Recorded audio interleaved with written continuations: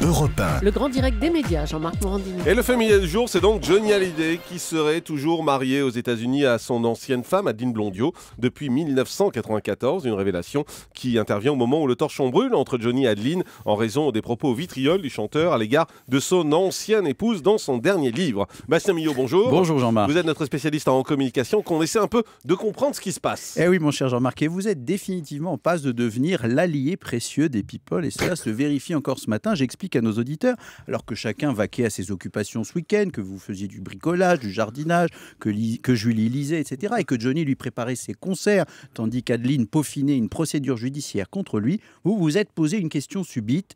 Johnny et Adeline seraient-ils toujours mari et femme de l'autre côté de l'Atlantique? Alors là, vous m'avez étonné Jean-Marc, et évidemment vous n'avez hésité devant aucune recherche, puisque votre blog nous a précisé qu'aucune transcription du divorce entre Johnny et Adeline, qui avait été enregistré en mai 95 à Paris, n'avait été fait aux États-Unis. Donc le mariage célébré en avril 94 à Las Vegas entre ces deux personnes serait toujours valable sur le sol américain. Vous êtes en quelque sorte avec ce sujet devenu l'aide-mémoire des ex-fâchés. Bravo Jean-Marc. Et en plus vous avez retrouvé la photo du certificat de mariage de Johnny et Adeline, et vous nous avez indiqué, cerise sur le gâteau, que la base de données des divorces effectués dans le Nevada ne donne aucun résultat. Résultat, on s'inquiète. Aux États-Unis, Adeline et Johnny, qui s'envoient en France les noms d'oiseaux à la figure, seraient toujours monsieur et madame Smet. Suspense. Alors, quelles seraient les conséquences d'un mariage toujours en cours aux États-Unis?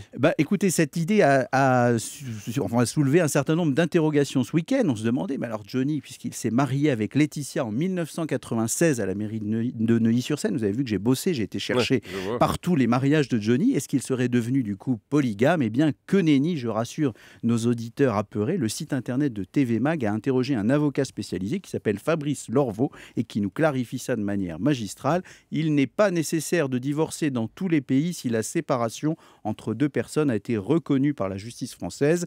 Johnny a commis une simple négligence en oubliant d'informer les États-Unis de l'annulation de son mariage, mais c'est sans conséquence sur son régime matrimonial actuel. Laetitia et Johnny peuvent donc pousser un vrai ouf de soulagement.